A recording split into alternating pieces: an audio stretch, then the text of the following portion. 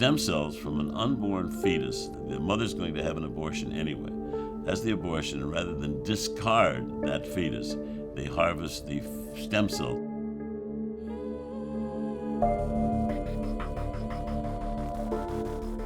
We look at one of the most divisive issues in America, abortion. We have to bomb and torch clinics, so be it. The deadly shooting rampage at a Planned Parenthood clinic. What bothers me is the anti-abortion people. If their kid was sick, or their kid had a disease, if they were any type of parent, they'd be knocking everybody out in line to be the first one here. And there's no doubt about it. And I'll go toe-to-toe with any one of them. When someone dies, but they choose to donate their organs to give life, I think in collecting stem cells, it's a great way of just giving life. The way I feel about it is those babies are going to get aborted anyways. That's the way I feel. Might as well make God made something readily available. If you're going to have an abortion, don't waste what can save someone's life. I don't want you to have an abortion, but if you're going to, don't waste. And people need to realize that the availability of wherever it comes from is God's will. Another laboratory has reduced their effort on studies that require fetal tissues, despite the importance of this research, due to concerns about personal safety. The significance of fetal tissue research has been reiterated by other leading research institutions, including Harvard, the Yale School of Medicine, and the University of Minnesota.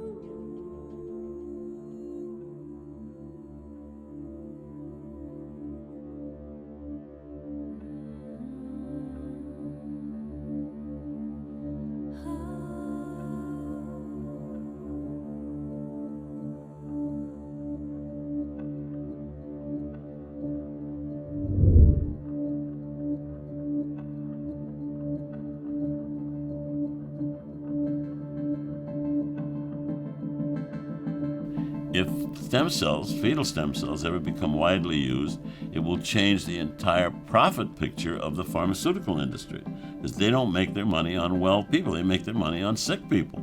The country of Ukraine is literally the only place on earth where this is legal and regulated, right? Yeah.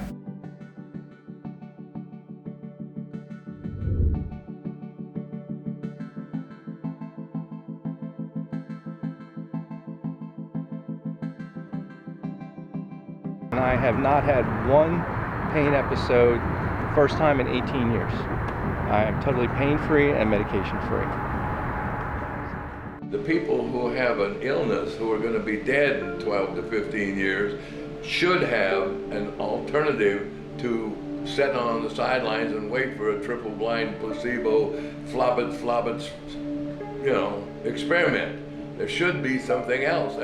It's thick that we know how to help people and cure illness, and we can't do it. So we realized there was nothing that mainstream medicine had. We'd been to absolutely every doctor we possibly could. It's so exciting. For the first time, I see the light in the end of the tunnel. I see a light.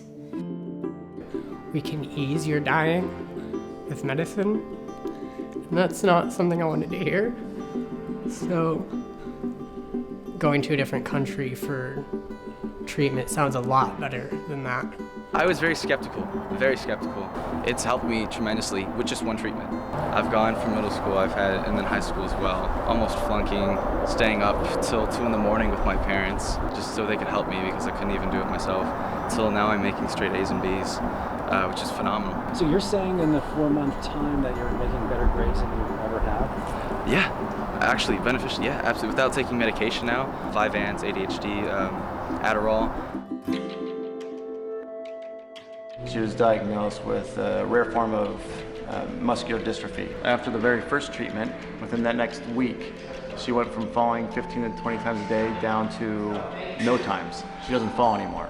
Her gait was really wobbly all over the place, and now she's walked super straight to be able to walk in a straight line. Something is working well for you. Something is working well for me, and I'm not doing anything else, so. What's important is that it is chronic lymphocytic leukemia, and that it hasn't progressed and that you're not sick. Which is why once a year, like an insurance policy, I go back and get the stem cells. I've never seen anything quite like this, I gotta be honest. If I had the bet, I would never think anything like this would work. I haven't seen anybody get this well. What can I tell you, except that we're looking at a 20th century miracle. And you wouldn't let him walk without assistance. So look where we are today. So do you mind if I film you? Go ahead and film it. I'm still an emeritus associate professor in chemical engineering and adjunct professor in mechanical engineering at Georgia Tech. I also have Parkinson's disease. Tell me how you feel about today. I can tell the difference from the time that I first started getting the treatment. How do you feel about the fact that that this isn't available like readily in the States? Like, give me an opinion. In my opinion, based on what I know about it now, I think it's criminal. You're looking really good. How do you feel? I'm feeling much better. Yeah? Yeah, I mean, because you had trouble standing up earlier. Right. Yeah. How do you feel now? As far as a lot better. It's not perfect, but it's a lot better. That's amazing. I'm not trembling so much.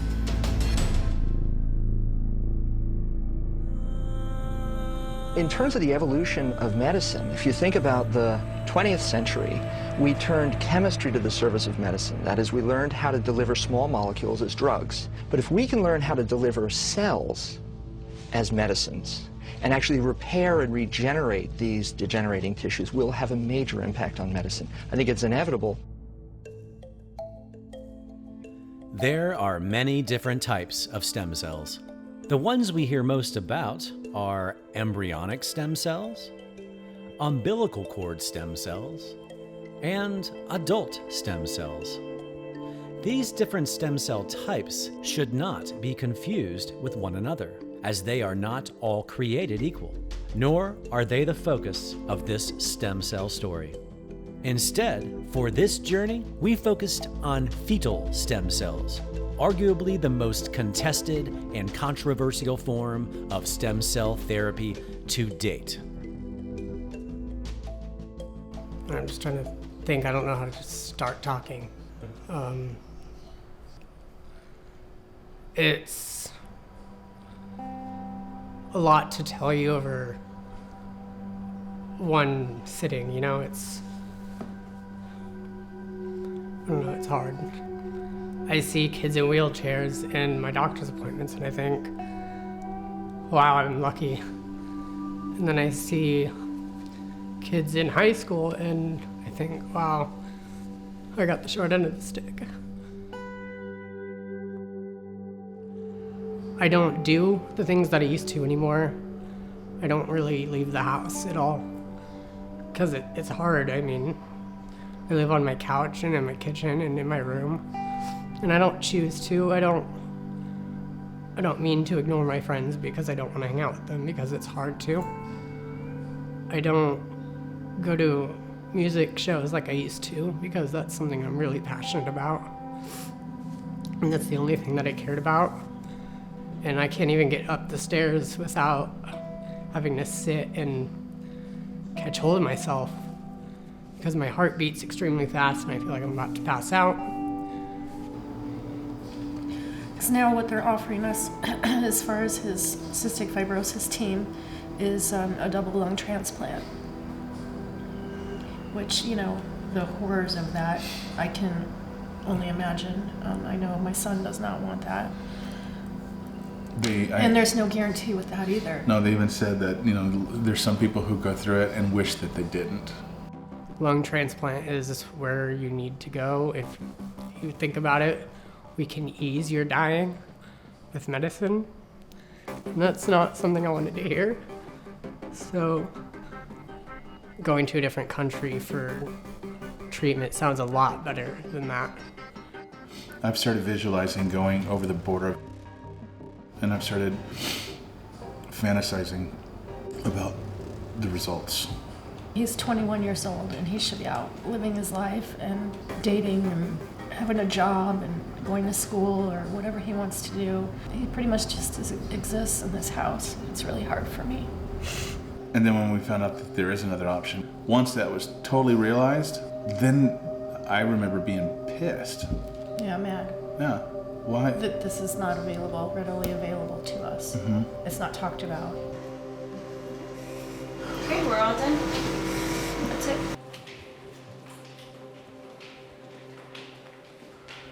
People living with cystic fibrosis most always experience a steady worsening of their disease with time. Yet, Brandon has just gained 7 pounds. And at the time he received his first round of fetal stem cells in December of 2014, his lung capacity was only 16%.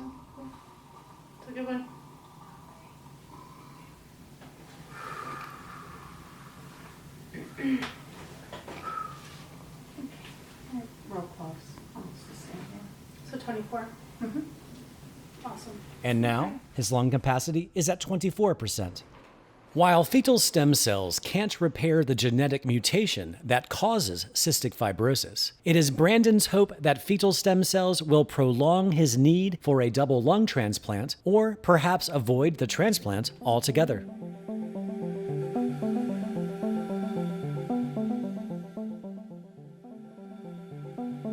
Simply put, stem cells are unspecified cells that transform into specified cells. These blank slate cells can become everything from a heart cell to a brain cell. We all have stem cells in our bodies. However, when it comes to options within stem cell therapy, most of the public doesn't understand the differences between their types. So here is a brief overview. Umbilical cord stem cells are cord or placental blood cells that are saved at birth. However, umbilical cord blood transplants have limitations, as treatment of adults with cord blood has so far proved to be very challenging. Up until recently, they are only really known to treat blood diseases. While there are a handful of clinical trials recently opened for non-blood related diseases in children, using cord blood requires a genetic match, and there is no guarantee that your cord blood will spontaneously transform into the required specialized cells to help with your ailment. And be forewarned, if you are currently expecting a child and plan on banking your child's cord blood, it's important to realize that gaining access to your own child's cord blood cells is no easy task. We spent approximately $4,000 for his cells. And when it came down to it, my disease per se happened to be autism. I could not get them. They would not release them to me, even though I went all the way to the top. They advertised that they will be able to do this, and this. That did not happen. I could not get them. When I finally got to the head of Viacord, when I asked, finally, how many have you released? The answer I received from the clinical director was 1. I bought them, I paid for them, and I could not get them. Adult stem cells are the most popular and the least controversial, where scientists harvest your own stem cells, process them, and give them back to you in hopes of repairing damaged tissues. However, there are currently several limitations to using adult stem cells. Adult stem cells are often present in only minute quantities and therefore can be difficult to isolate and purify.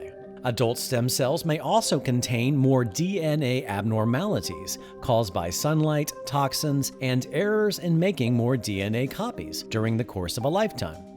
There has been recent buzz about how scientists can now reprogram adult stem cells to behave like embryonic stem cells, but they are still adulterated cells and may also suffer DNA abnormalities. The use of embryonic stem cells has been a hot topic of public debate, so much so that President George W. Bush banned all federal funding for embryonic stem cell research in 2007, only to be overturned by President Barack Obama 2 years later.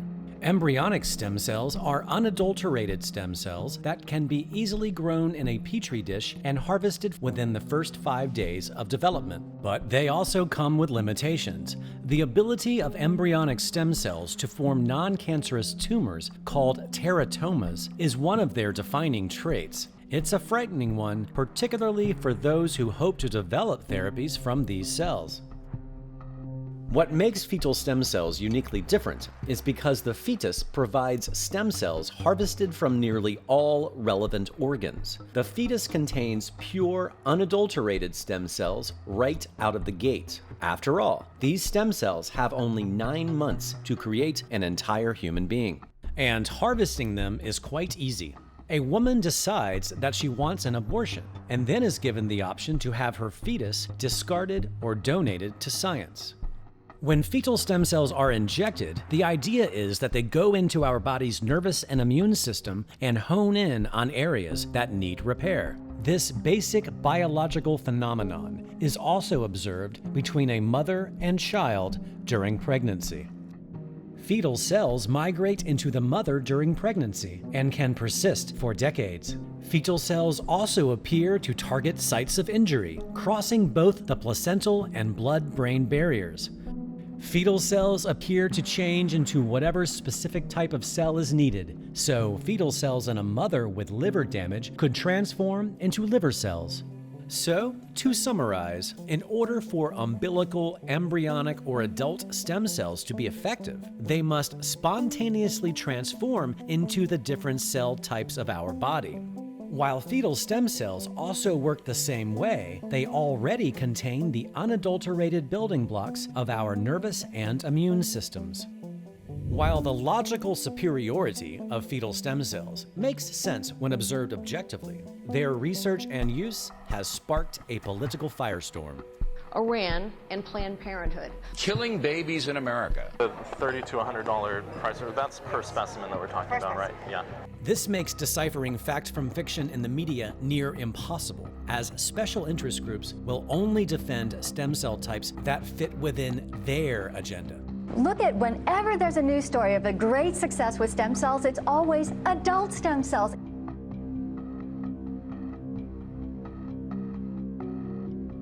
And leaving current fetal stem cell researchers to work in the shadows out of fear for their lives.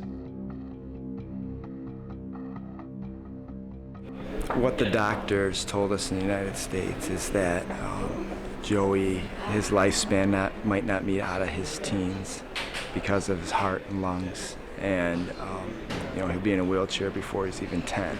This is my son Joey. He has muscular dystrophy limb girdle, and that's wasting of the muscles throughout the whole body eventually. Mainly it starts in the shoulders and the hips. The disease was being pretty aggressive, so I probably couldn't get him in here fast enough really once I did my research. Since then, he has maintained his heart, his lungs are full strength.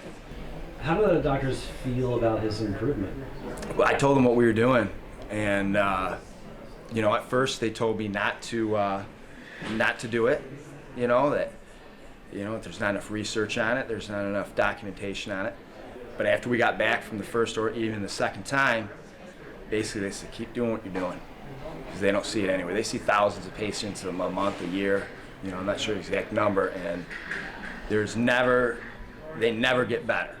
They always get worse, and it's aggressive. Most of the kids that were his age with the same disease are not mobile right now. And as you can see, he stands straight. So this is something that should be readily available to everybody. There should be scientists working around the clock on this instead of trying to make pills, People, I have to tell people that I have Parkinson's. Nobody would ever believe it. So it's big. Since the treatment, I've always been active and play golf. My lowest golf score was a 77. And since then I have shot even par. I don't have the shakes and tremors, so that makes a big difference in being able to walk 18 holes. The physical liabilities that incur on most people with Parkinson's, you just can't do that. Oh, it's remarkable. Before, he had trouble walking. Ever since he's come back the last time, he's like his old self. I've known Steve for about, I'd say about 10 years now. But I've been playing golf with him for a number of years too, and that's where I've noticed most of his affliction.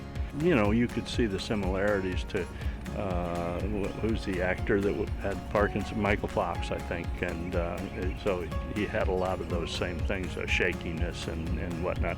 And then I guess it was probably 2 to 3 weeks ago, I saw Steve out here playing. He wasn't playing with our group, but I saw him. I saw somebody that I thought might be Steve. Everyone in the group commented, that looks like Steve. No, because he wasn't, having trouble getting started walking. And I thought, no, that's not Steve, because he was walking normally. And so, sure enough, it was him. And second, good shot.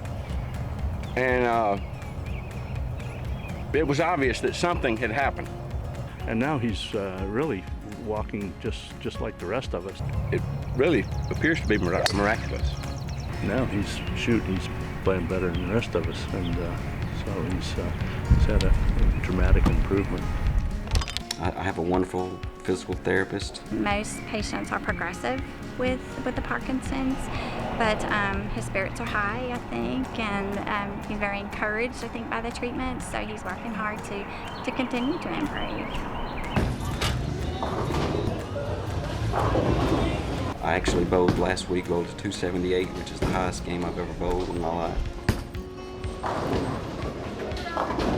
You'd asked me if my doctor knew, and I told you I never told him, because he had mentioned to me that if he could take me to a convention, that he would win Doctor of the Year because I was doing so good.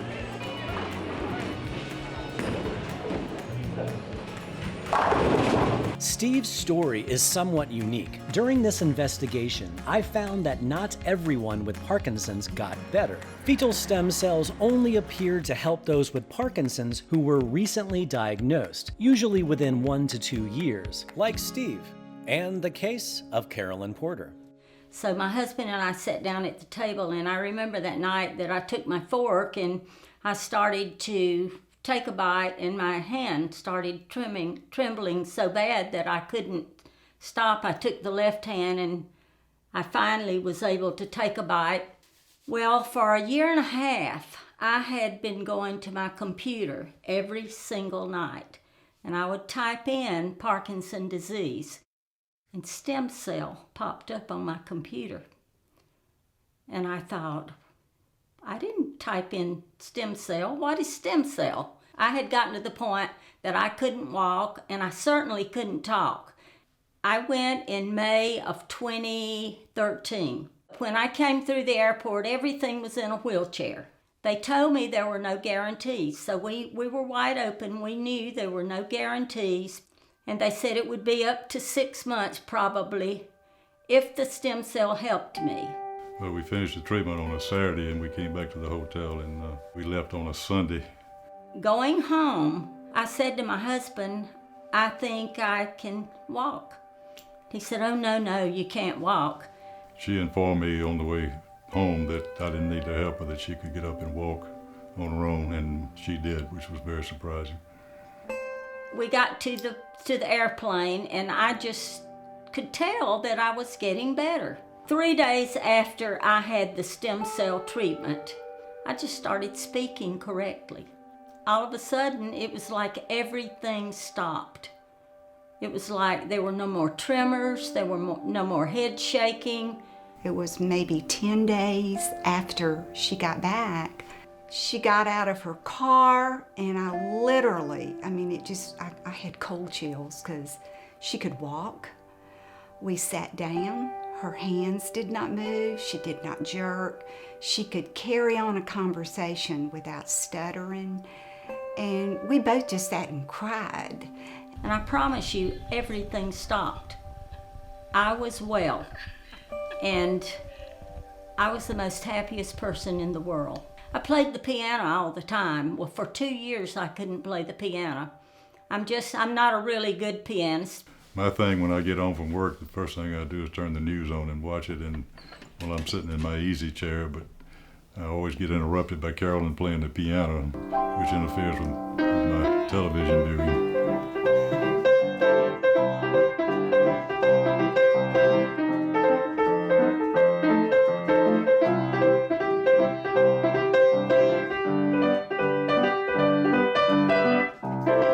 Considering the fact that she is being able to play the piano is a good reason that I don't have to watch the news every night. My doctor he just couldn't believe it. He calls me his miracle patient. So I don't need any medication anymore.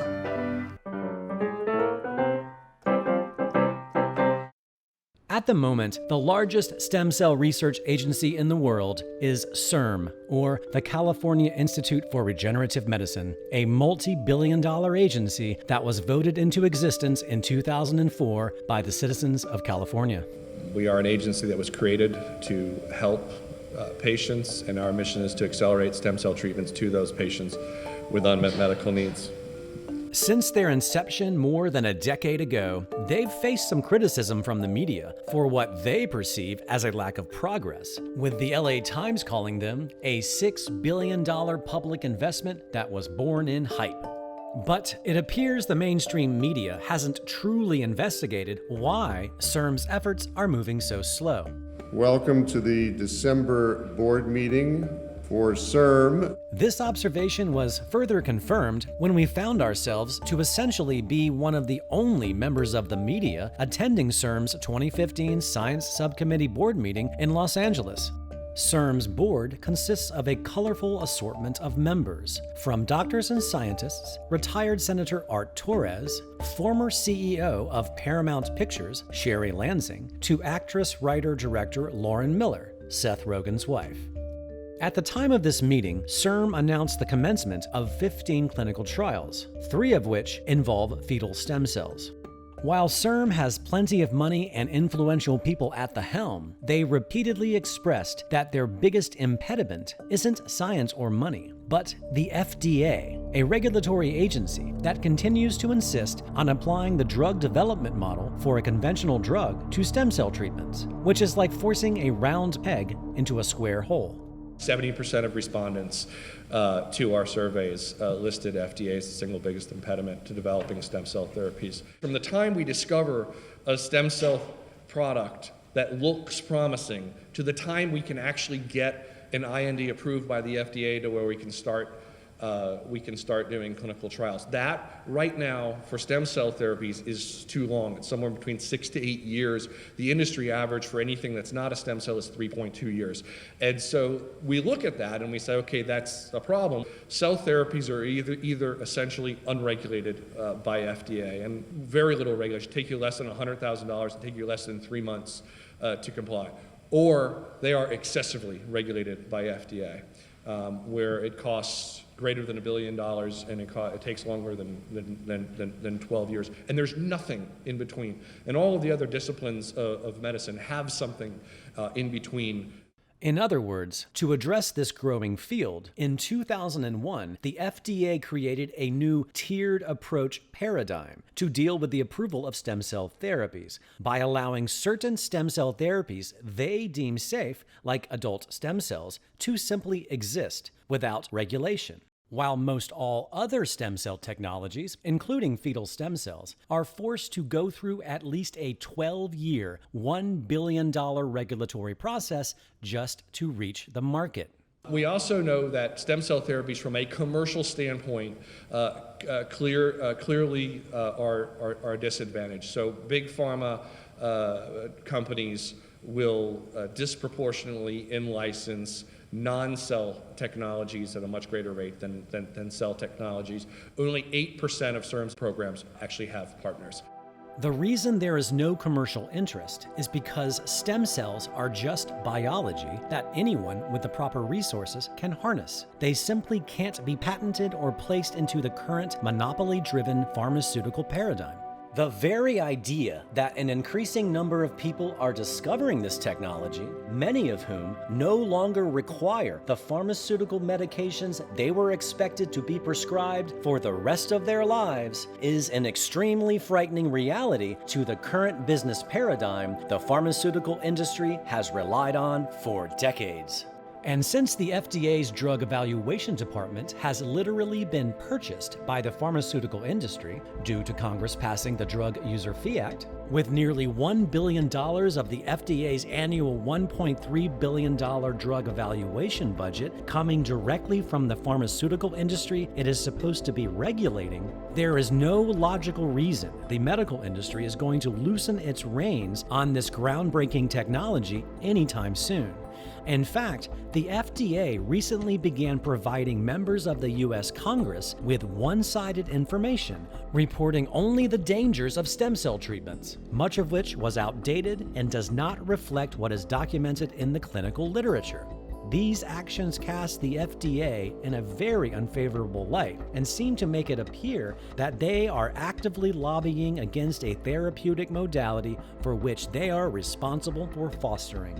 We're not anti-regulation, we're not anti-FDA, but we also will not ignore that there's a problem. We reject outright the notion that a regulatory pathway that takes over 15 years and costs over $2 billion is the only way to go. That's not an acceptable approach. The demand, the need is very real. Patients really are suffering. They really are desperate. They really do need help.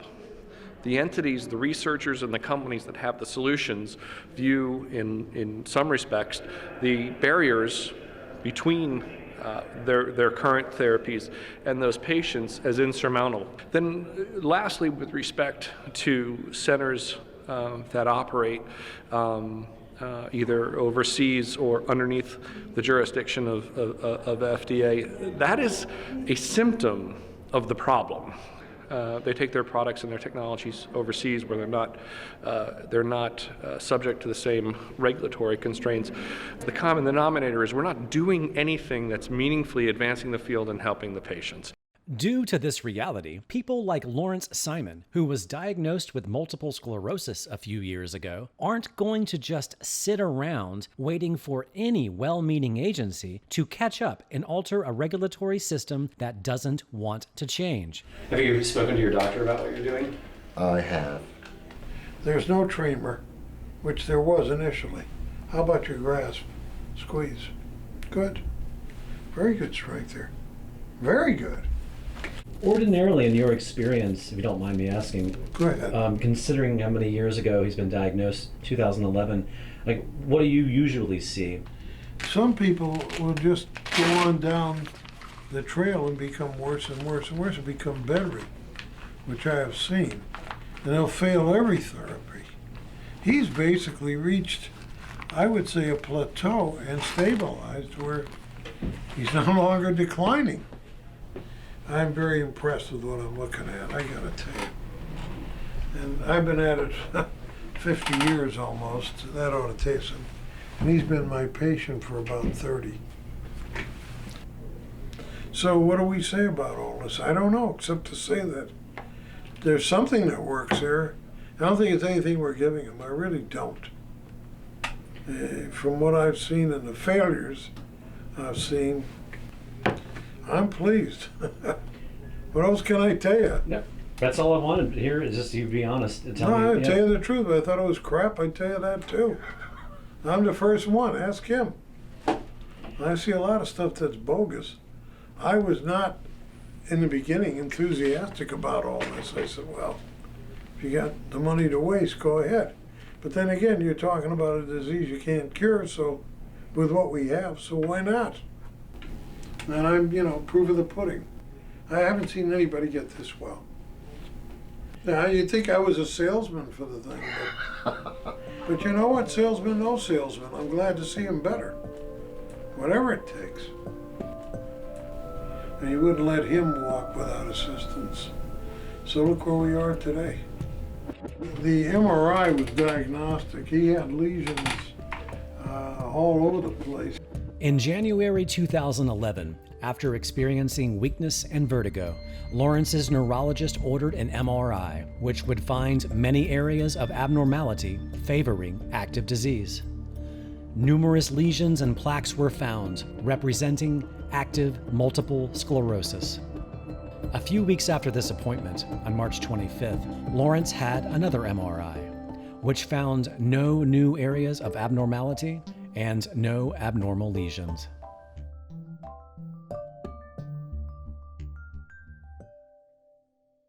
Susie became a patient 31 years ago.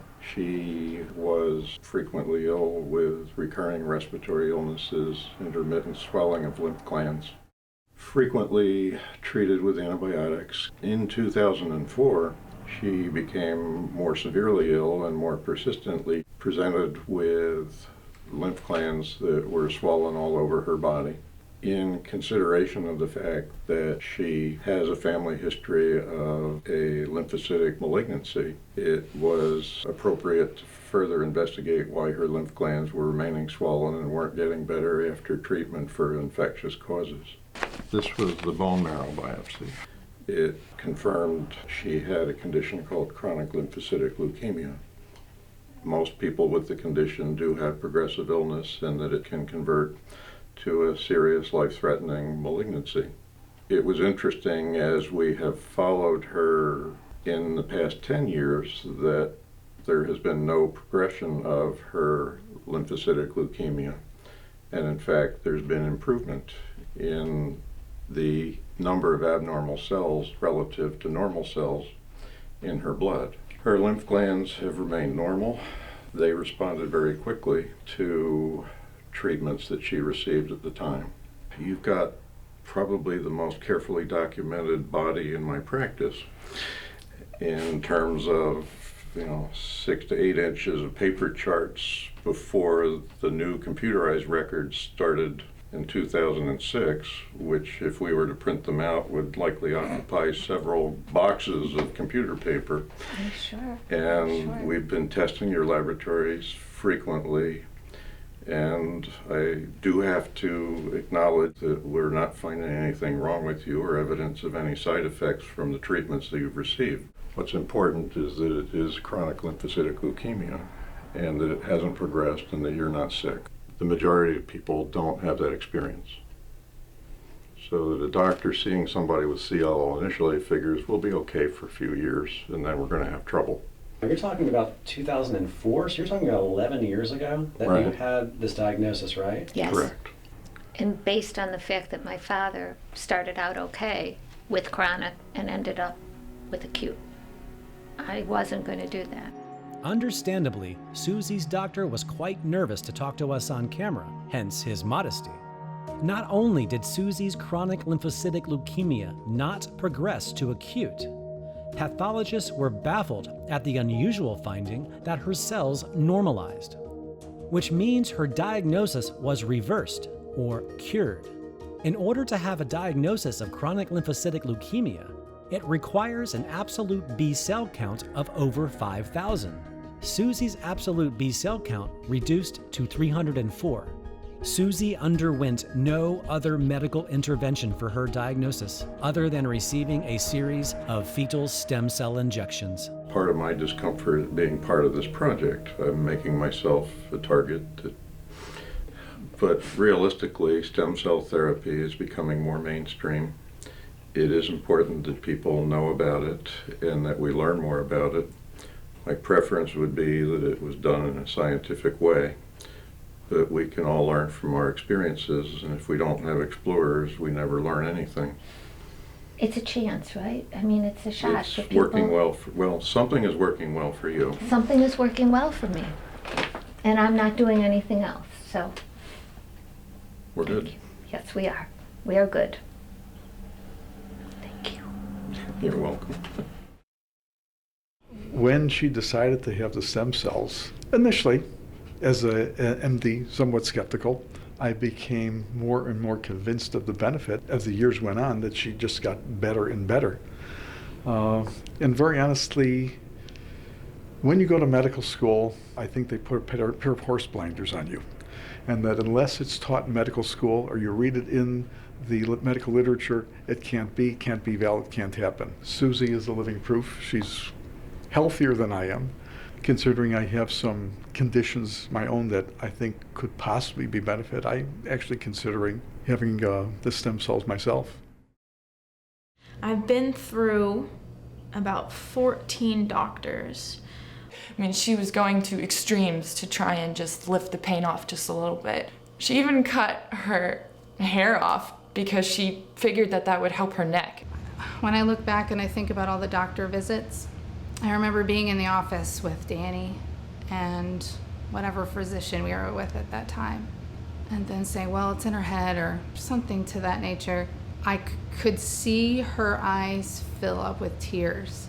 and I would just put my hands on her face, and I would say to her, I am not going to stop.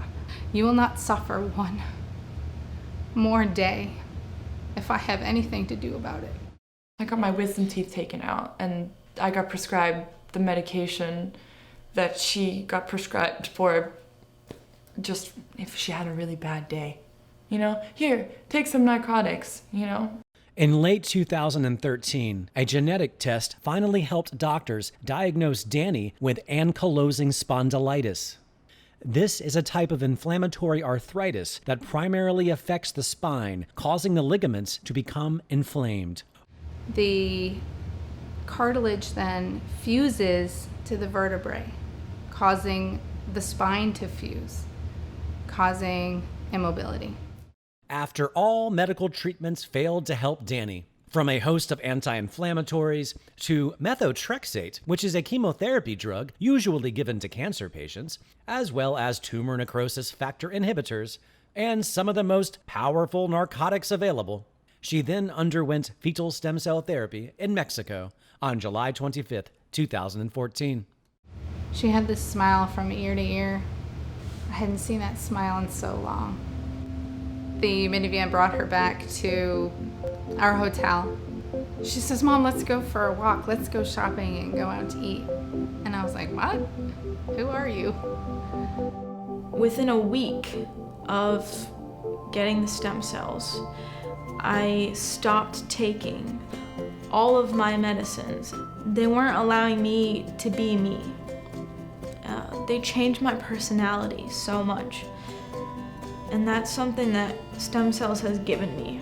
It's given me the ability to be me because I don't have to poison my body with all the other medicines that change who I am. Danny is now a Division I athlete whose rowing team reached the NCAA championships. Rowing is probably one of the most physically demanding sports you can do. It works every single muscle in your body. I had no clue with even all of my hours of research that this type of therapy was even available. Most people find out about fetal stem cell therapy by word of mouth. Danny's mother discovered it by looking for a used truck for her son. If it wasn't for me meeting Jan Good over finding that perfect truck for my son, I don't know what we would have done. And I said, wow, I can't believe that you're here. I can't believe God sent you here. He didn't send you here for this truck. He sent you here to hear this. Meet Jan Good and her 16-year-old adopted daughter, Mariah. 2 years ago, when Mariah was 14 years old, she was diagnosed with fibromyalgia, as well as juvenile rheumatoid arthritis, as well as systemic lupus erythematosus. I first met Mariah about 3 years ago in April 2012. She and her mom had just moved down from Tennessee, and she came in for an office visit. She had been diagnosed with lupus in Tennessee. However, shortly after moving to Florida, she started having problems with joint pain, knee pain, back pain, and it really limited her ability to do the things that she enjoyed doing, like playing basketball. And so at that point, we considered having her see a rheumatologist, and the rheumatologist's concern was, again, lupus, along with her having juvenile arthritis. And so as part of the treatment regimen at that point, she was placed on a couple chemotherapy agents. So the rheumatologist put Mariah on methotrexate, which is a chemo drug, and prednisone. And it kept increasing the dosage. She could not get out of bed. She could barely make it to the bathroom, barely make it to eat. By April of 2013, lab reports found blood in Mariah's urine, signaling the beginning of kidney failure. So that's when I drew the line and just said, no more chemo, no more of the steroids. I was desperate. I took a white sheet and wrote on there, hope for Mariah, give Mariah life, something about stem cell treatment, and literally hung it in her front yard. And people started donating furniture and different things, and we had garage sales, and people would just randomly knock on our door and hand us $20 or $100 for her stem cell treatment. And then I ended up putting a sheet in the back on the fence. The city had a fit. They made me take both of them down. They didn't like it. And I guess it was because it was more old-fashioned country redneck way of dealing with the problem. But it worked. You know, it got us where we needed to be. And we put her in a wheelchair and got her on the plane, and we were all nervous because we'd never been to Mexico. What's this going to be like? And your mind's like, well, is this really real? And is this going to work? And you're all emotional, and they gave my baby life. On the ride back to San Diego, I remember her saying, I feel hyper, I feel hyper. And she got really giggly. And so we went back to the motel that we were staying at, and she ate, and I went to do laundry. Beside the laundry room was a exercise room. And she said, Mom, can I go over here and get on this and see what happens? I go, yes, but take it very, very slow because your muscles, haven't been working in a year and a half. And then she come back and she goes, come here, I want to show you something. And I sit there and watch her and keep on saying, slow down, slow down, slow down. And no, I'm fine, Mom, I'm having fun. But 3 hours after the stem cell treatment, she done 2 miles on the elliptical and then jumped on the treadmill and done 2 more miles. She seems to be doing quite well. Do you have any comments at all about what they tried? Don't have a whole lot of background in terms of the uses of the therapy. However, it seems to have made a difference in her life. I guess it's something that can something that was a benefit to her. Just when we thought this story couldn't possibly get more interesting, Janet Good had also been dealing with her own health issues. Incredibly, 1 year after Mariah's recovery, her adopted mother Janet was diagnosed with systemic lupus erythematosus as well as dermatomyositis. I never dreamed that a year later that I would be given a death sentence of 3 months to 2 years, and I would need stem cells. So finding the stem cells for Mariah and it saving her life, in turn, I needed them and it saved my life. You gotta pass it on. You gotta tell everybody what you've been through and how it's helped you, because it can save their life too, or maybe one of their family members' life. In a tragic turn of events, on November 6, 2016, Mariah was shot and killed.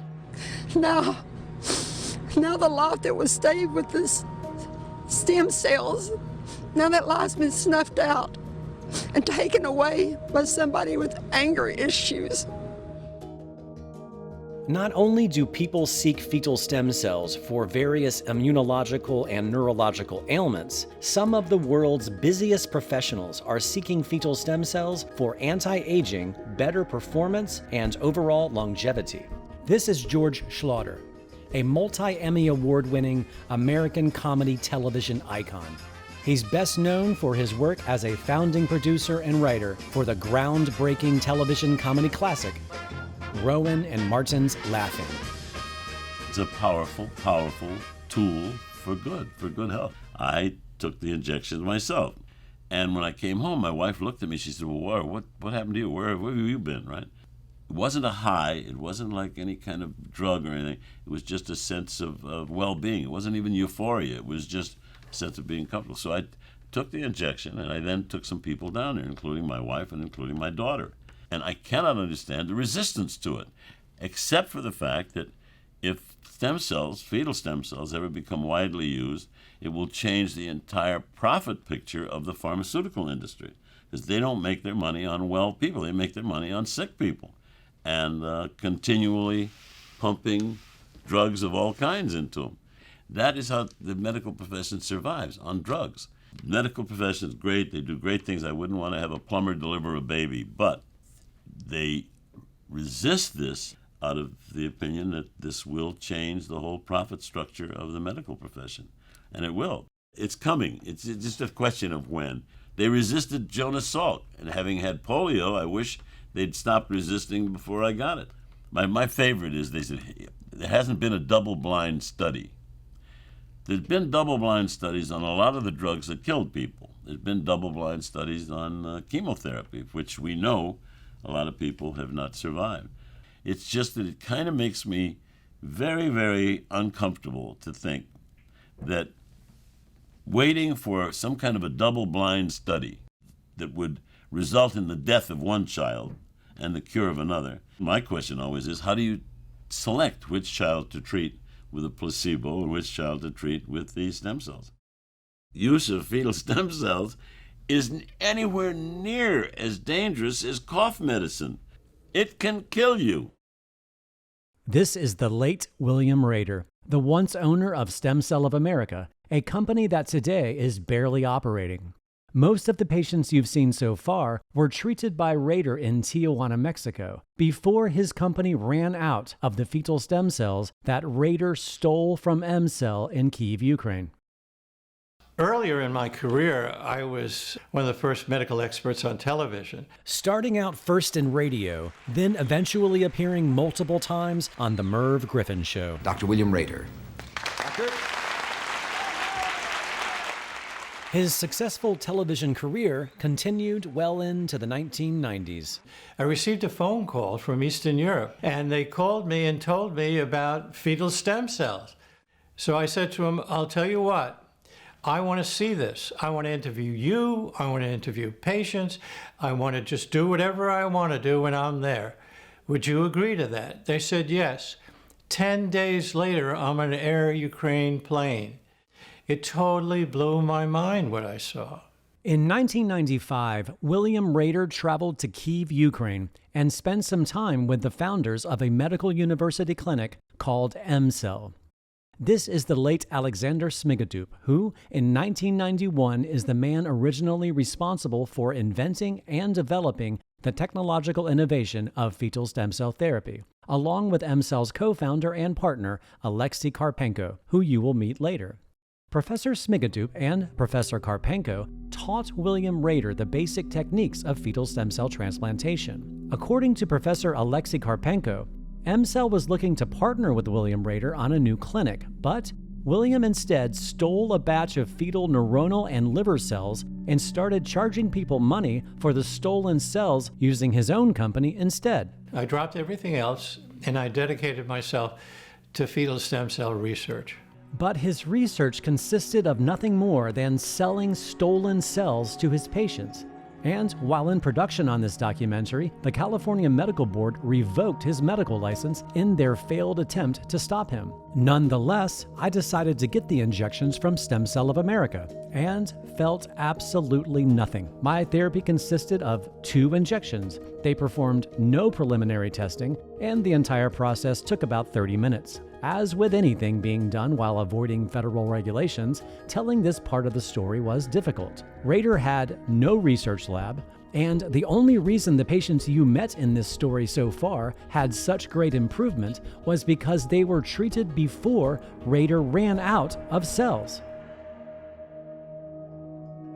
So, to truly get to the bottom of this convoluted story, I traveled to MCell in Kyiv, Ukraine, where this technology got its start more than 20 years ago. And what better way to fully understand fetal stem cell therapy than to experience it by the world's original pioneers? While undergoing MCell's 3-day longevity anti-aging program, MCell allowed me to document my entire treatment program and film their laboratories and facilities. Unlike most medical clinics in the United States, MCell tested my blood and urine in their lab on site.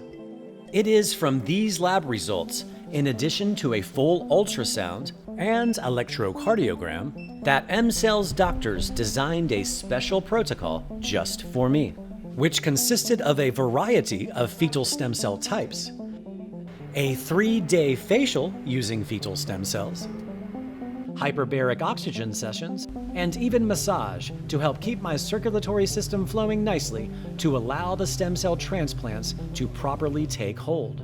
So, on day 1, after all my preliminary testing was complete, I was moved to a private room where I enjoyed some coffee and an all-organic breakfast I ordered from the menu while I waited for my primary physician to arrive. This is Dr. Irina, who is both a medical doctor and a PhD working regularly behind the scenes in expanding M-Cell's research and development of fetal stem cell technology.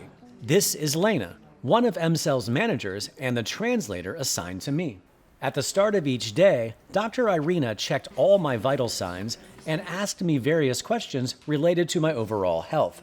After my physical exam, Dr. Irina carefully explained my entire fetal stem cell treatment program, which was an incredibly complex array of a variety of fetal stem cell types that were harvested between 7 to 12 weeks of gestation and scheduled across a 3-day period to seek a variety of goals to improve my overall health. The combination of fetal stem cells given to me on day 1 helps to create new capillaries and other small vessels across all of my organs, which help to deliver more oxygen and nutrition throughout my body, thus improving overall functions in my organ tissues. These cells also have very positive effects on the inner wall of big blood vessels, therefore protecting my vessels from atherosclerosis. And if there is any current atherosclerosis, it prevents it from progressing. They have a very positive effect on the liver, blood formation, bone marrow, immune, and hormonal systems, essentially giving my entire immune system a full reboot. They started first with a standard sodium chloride saline drip to open up my veins, followed by some anti-allergy meds just to be on the safe side. And after all of this settled in, they brought in my first round of fetal stem cells. Then it was off to see their masseuse, Yuri. The massage was about an hour. Back to my room for a little lunch and relaxation, followed by hyperbaric oxygen. I had never been in a hyperbaric oxygen chamber before. It feels sort of like flying in an airplane, only with perfect high-density oxygenated air quality. I'm doing fantastic, thank you. Hyperbaric oxygen sessions are healthy anyway, but in this case, it serves as further nutrition for the fetal stem cells. And then I was off to the cosmetologist for the first day of my facial. My cosmetologist was Helena, who first gave my face a thorough cleaning before applying the key ingredient of this cosmetic therapy, chorion cells, which Helena had already prepared shortly before my facial began. Chorion cells are early fetal membrane cells that are rich in high-density nutrition, vitamins, and minerals. These cells are highly anti-inflammatory and regenerative when applied to the skin. And M-Cell is the only place in the world offering chorion cells as part of a cosmetic facial. The chorion cells were then carefully brushed onto my face. Helena then applied a rejuvenation mask containing aloe vera and other ingredients to end the session. And this was the end of my first day of treatment. And they also provided transportation to and from the clinic each day. At the end of day 1, I really wanted to do some sightseeing in the beautiful city of Kyiv, but M-Cell's doctors requested that I take it easy and not exert myself too much. I stayed downtown near the central square of Kyiv, which provided a plethora of hotels, shopping, and food. Day 2. Dr. Irina checked my vitals, and I was given a second round of the same fetal stem cells I received on day 1.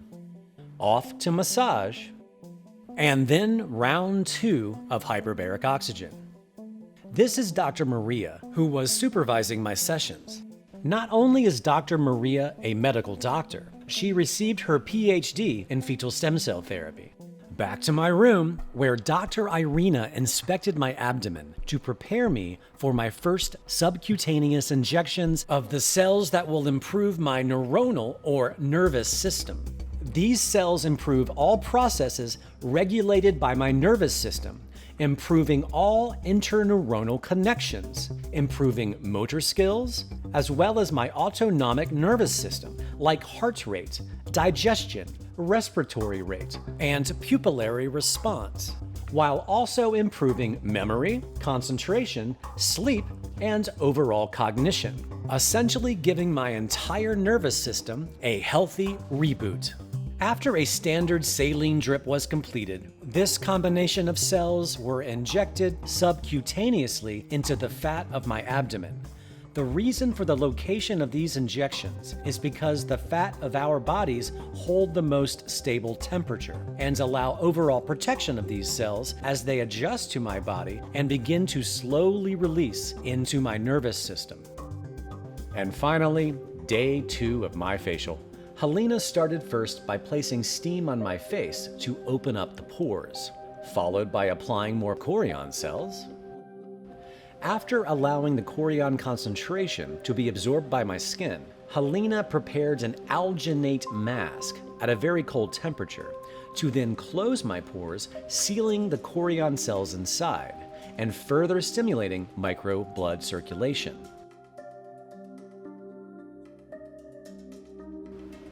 And that was it for day 2. Wow. Well, at least at MCell, as I decided it was time to do a little sightseeing. The city of Kyiv is gorgeous and rich with history and culture.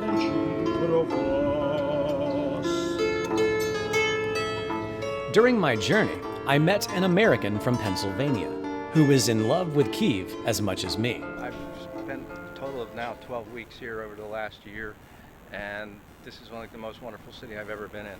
Mr. DeMarco is also an M-cell patient. 18 years ago, I had a very bad motorcycle accident, and along with many other injuries, I suffered a broken vertebrae, spinal cord damage, and my brachial plexus nerve group was avulsed or torn out on my right side. Those nerves control my right lung, my scapula, right arm. After multiple reconstructive surgeries, I was left with severe spinal cord nerve damage pain. I was prescribed morphine, Mexaltine, Neurontin, many different narcotics. Unfortunately, none of them worked. They would somewhat lessen the pain for short periods of time, but nothing would stop it. I became addicted to the morphine after 2 years. I was taking over 200 milligrams of morphine a day.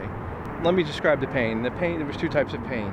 It was a 24/7 type of compression, squeezing pain, which was more bearable than the shooting pains that I experienced. The shooting pains I could liken to a knitting needle that was heated over a flame and plugged into a wall and then stuck in your funny bone.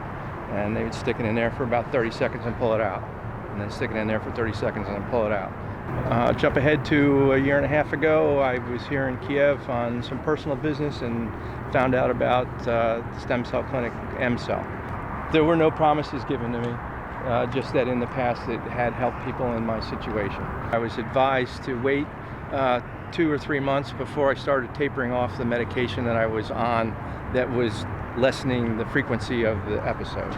And I have not had one pain episode since the end of December. First time in 18 years. I am totally pain-free and medication-free.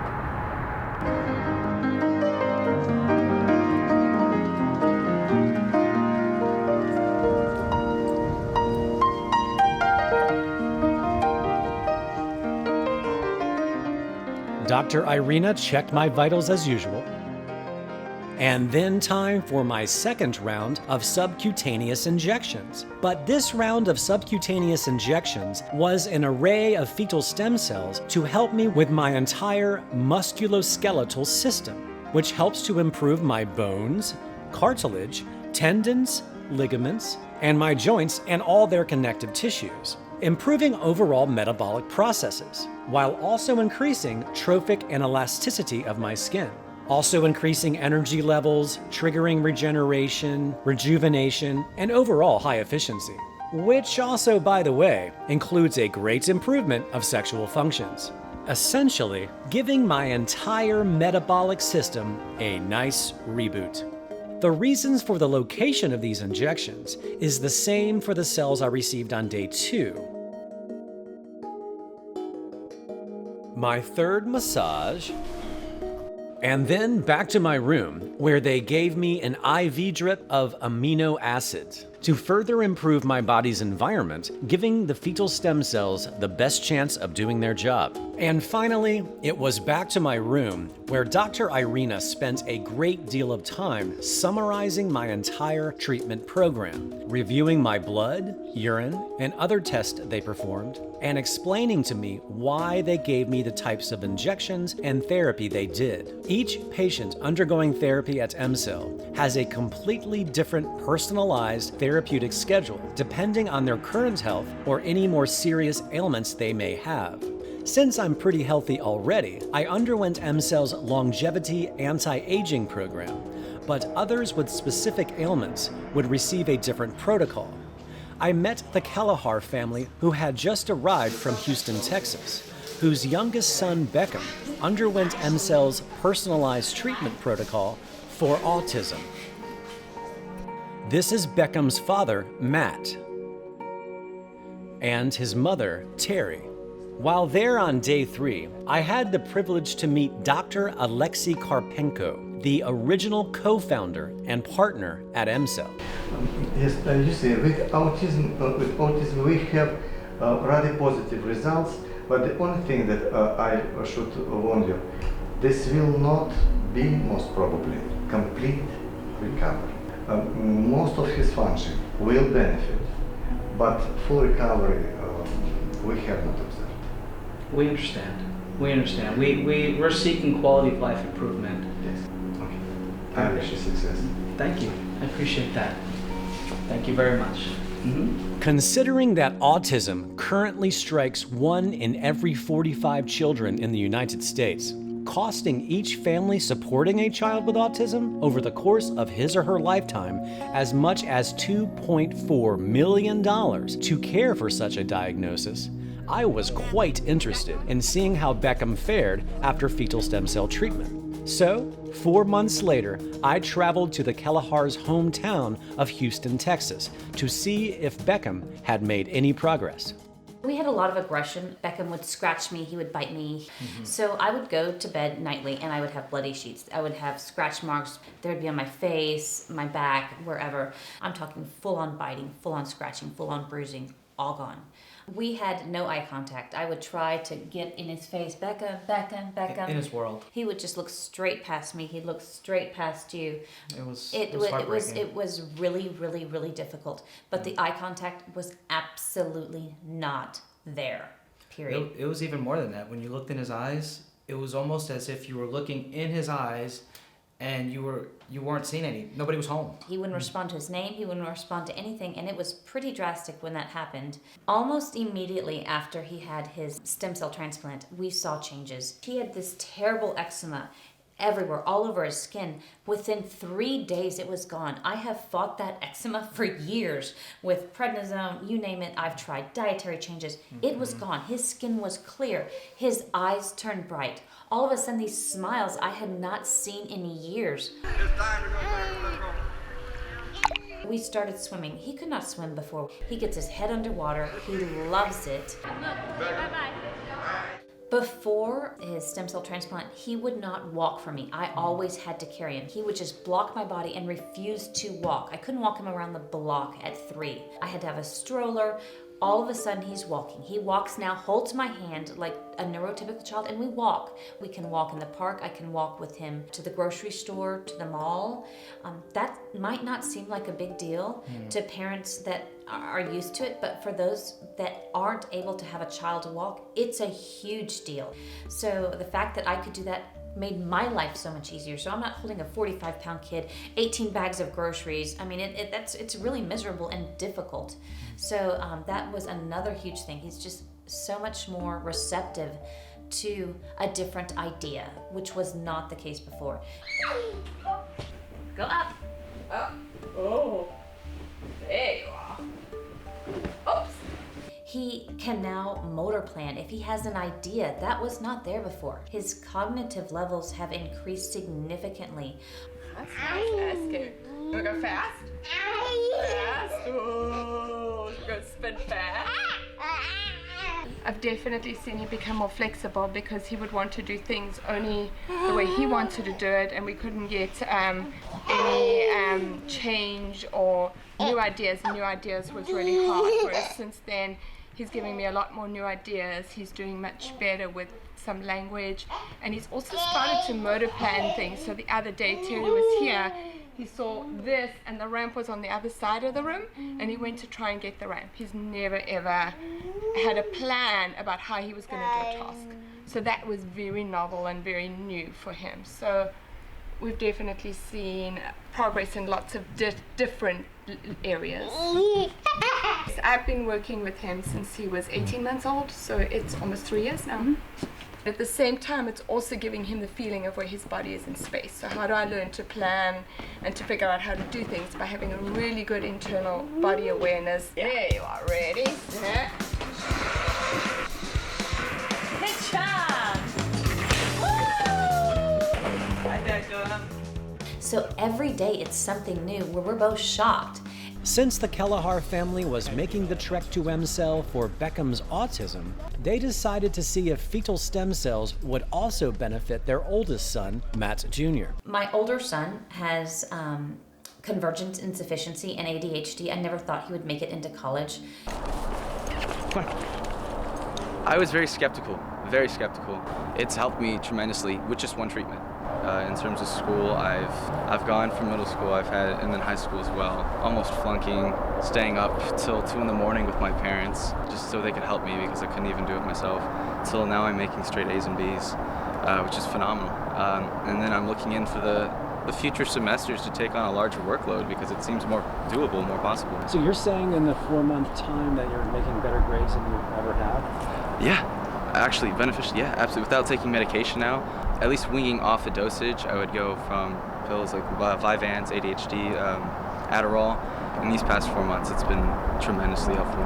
One of the most important things he ever said to me was, "Mom, thank you so much. Thank God I don't feel dumb anymore."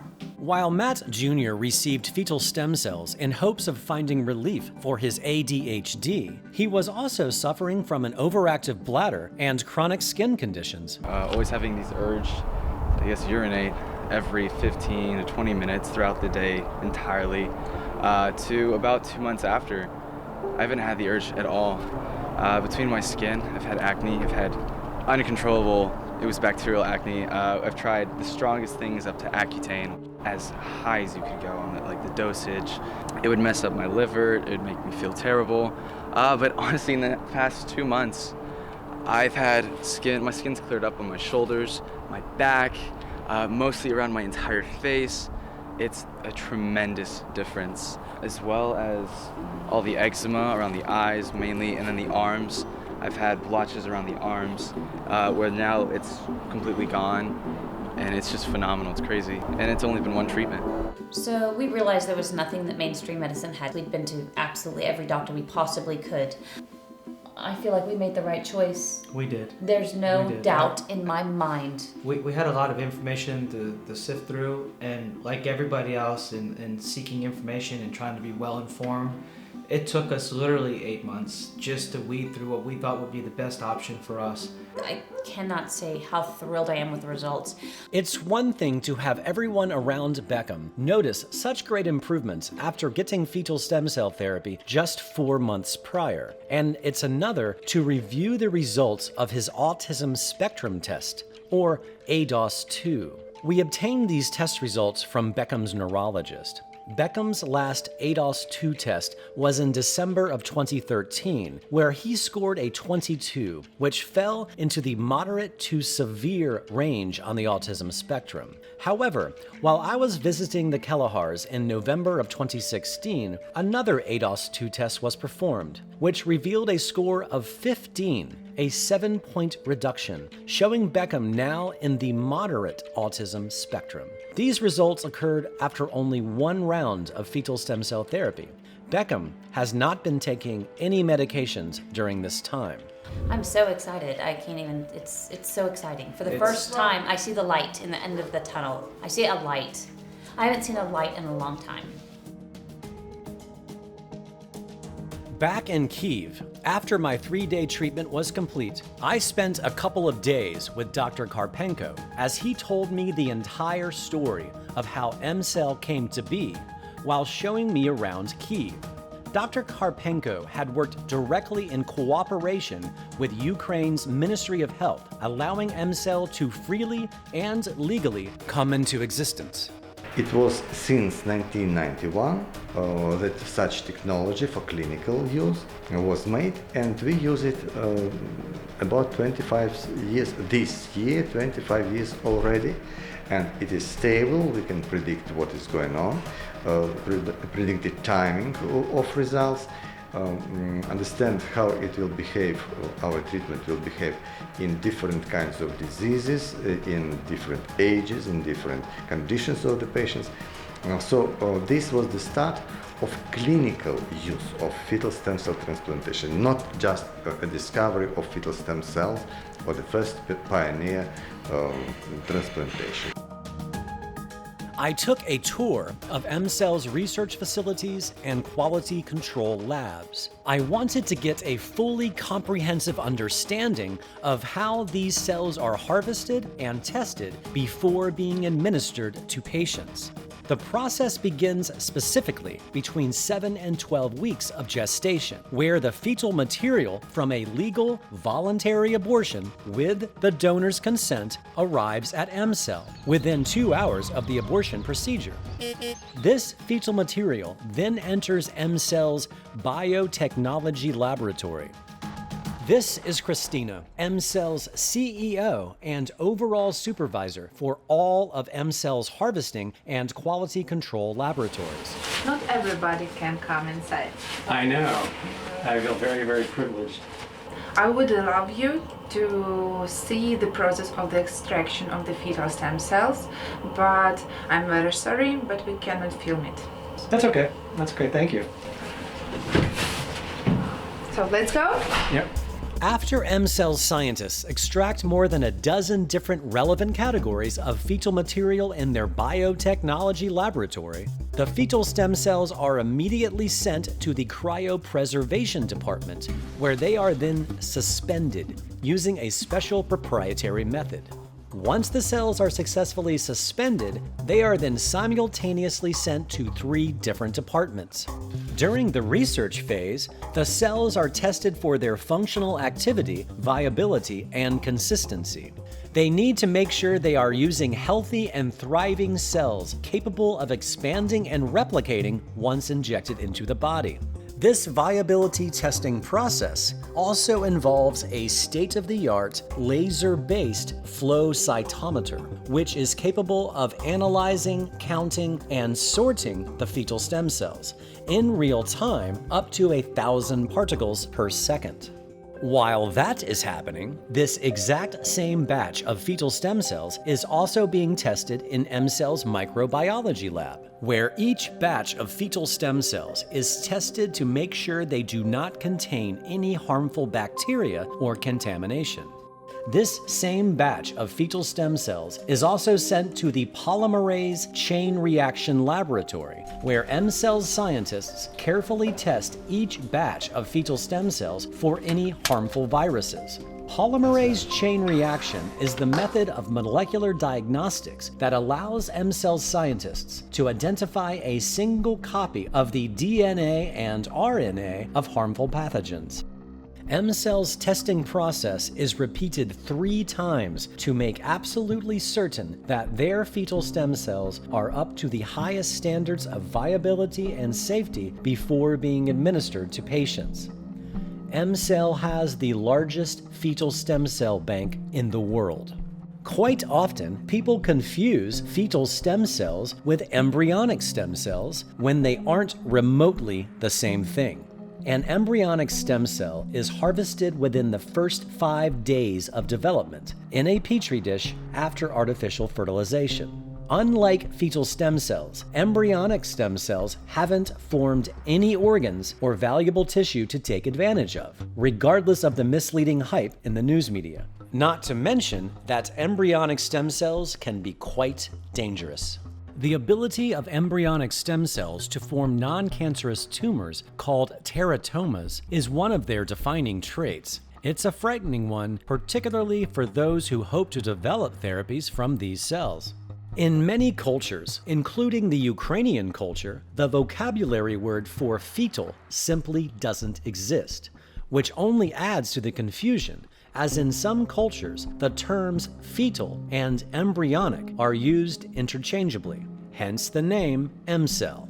I had the opportunity to read a draft manuscript of Dr. Karpenko's soon-to-be-published paper summarizing the last 25 years of fetal stem cell transplantation. In it, he mentions the first patient they ever treated, a young 14-year-old boy with severe aplastic anemia. Aplastic anemia occurs when the body's immune system turns on itself and attacks the blood's platelets and the red and white blood cells, otherwise known as bone marrow failure. The only potential cure mainstream medicine offers for this disease is a life-threatening bone marrow transplant. And the only way to stay alive waiting for a bone marrow transplant is to undergo constant blood transfusions. This disease afflicts up to 900 people per year in the United States. So we decided to track this patient down 25 years later, who is now a thriving husband and father living in Switzerland. We had a lovely Skype call with Dimitro from his home in Switzerland and his parents, who still live in the Ukraine.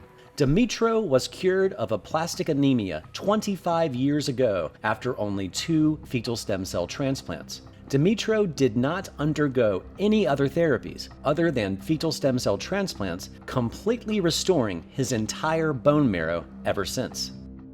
The fact that fetal stem cells have only 9 months to create an entire human being should help illustrate the power of these cells in comparison to any other stem cell type. When they enter your body, they are programmed to seek out anything that needs repair, redefining the meaning of the power of Mother Nature.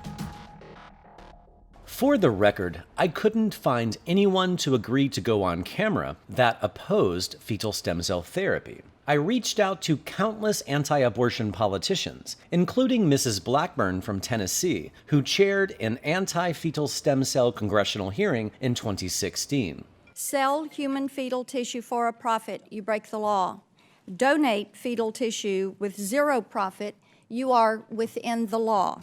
I also reached out to anti-abortion activist and Christian evangelist Franklin Graham, Billy Graham's son, who also refused to participate. My contact with various stem cell experts had similar responses. When I contacted James Thompson, Time magazine's Man Who Brought You Stem Cells, for his participation in this documentary as a stem cell expert, his response was simply, "I'm sorry, but it is out of my area of expertise." Gaining legal access to fetal stem cell therapy in the United States is currently next to impossible. CIRM is running a handful of clinical trials, but these trials are currently 12 years and at least $1 billion away from meeting FDA's requirements for market approval. And that's just for one ailment. It could theoretically take hundreds of years and billions of dollars to obtain approval for all relevant ailments.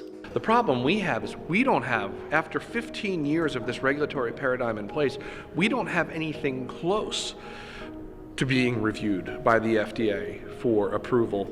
But I think when CIRM steps back and looks at that regulatory framework, we think, well, if there were something in the middle that wasn't as daunting as the current regulatory approach, instead of taking these innovative cell therapies overseas or having them be under the surveillance of FDA, would they just not come into the fold and do the work necessary to show they're safe and effective in a timely fashion and in a way which from a cost standpoint, enabled them to be successful? There are only a handful of places in the world one can obtain fetal stem cells. Another company is Stemedica, based in San Diego, who first made headlines in 2015 after treating hockey legend Gordie Howe in Tijuana, Mexico. Gordie Howe, one of the greatest hockey players of all time, was on his deathbed last year after suffering a stroke. His son, Dr. Murray Howe, had actually started writing his father's eulogy when he received a phone call from Stemedica, a San Diego-based stem cell company. Gordie Howe's stroke had left him unable to walk. But within 8 hours of his first stem cell treatment, he sat up in his bed at the clinic. But he said, well, I'll just walk to the bathroom. I said, well, you can't walk. He said, well, the hell I can't. And he sits up and he puts his feet over the edge of the bed. And I was absolutely astounded that he could do that. When Gordie Howe's story first broke in 2015, we reached out to CTV, the Canadian news organization that first covered the story. They told us that Gordie received neural stem cells from a sample of fetal tissue from a 12-week-old fetus, and bone marrow immune cells from a healthy 21-year-old donor from a U.S. tissue bank. Once the American media got a hold of this story, Stemedica began getting some negative publicity for using fetal stem cells. Stemedica then suddenly began claiming that the fetal brain tissue they were using was not from a 12-week-old fetus, but a 14 to 16-week-old fetus instead, claiming that they're really considered legally adult stem cells even if they're fetal derived. To make matters more confusing, if the bone marrow immune cells Stemedica is using are from a 21-year-old donor and is being injected into patients like Gordie Howe without genetically matching these patients, why do we have so many bone marrow registries around the world if they are successfully giving mature 21-year-old bone marrow cells to patients without matching them genetically? Stemedica failed to respond to any of our questions or requests to participate in this documentary. Gordie Howe passed away at 88 from what his family says was simply old age. It's important to realize that just how not all stem cell types are created equal. Of the handful of the American fetal stem cell experts that agreed to speak to me privately and not on camera, most said that replicating the cells wasn't a good idea, as the cells could not only lose efficacy, but they also run the risk of maturing beyond their productive role. I have scoured the earth for any other institution outside of MCell in Kyiv, Ukraine that harvests, sorts, tests, and provides true fetal stem cell therapy. They don't exist. MCell is literally the only company on earth doing this. I have also decided to make a sequel to this documentary, set to be released in 2022, where most all of the patients who once went to Stem Cell of America are now going to MCell. Interested in going? Email me. I love answering questions about this therapy. In cases of diabetes, for example, the child who has initial phase of diabetes 1 is sentenced to very low quality of life, to debilitating complications. In many cases, this will end with a kidney transplantation, with blindness, with amputations of of legs, of foot, and so on. But in case of our intervention in the very beginning of this disease, we will change the destiny of the child. He will keep being diabetic patient, but the cause of diabetes will be very mild with no complications at all. The results are not effective in 100%. They are effective in 70%. But in cases of incurable diseases, it is something. Wrapping up my 3-year journey investigating this story, I tend to take greater notice of the millions of people around me. We certainly have no shortage of human beings, especially when I see homeless people sharing the same space as millionaires. We are clearly still struggling to take care of the people that are already among us. The human race collectively aborts up to 50 million fetuses every year, whether we agree with abortion or not. It doesn't matter if we are pro-life or pro-choice. We are going to do nothing to change the hard reality that people are going to continue to seek abortions, especially when 22% of all pregnancies in the United States end in abortion. The argument that women will start getting pregnant on purpose just to have an abortion to provide more fetal stem cells is, well, absurd. No woman wants an abortion unless that abortion is absolutely necessary. And if she does choose that path, how is that decision any of our business? So, what do we have to say about all this? Except all I can say is we're not going to see this technology available to the Americans anytime soon. Between the anti-abortionists that do not want to see this happen and the pharmaceutical industry that will take full advantage of that and not allow this to happen. This is probably the biggest threat to anything the industry's ever seen. So many people ask me how I am doing on the therapy, and frankly, I feel amazing. I can't really speak for Stem Cell of America so much as MCEL, as I was sort of rushed in and out, 30 minutes, no medical testing. I did blood work before and after, nothing significant changed in my health.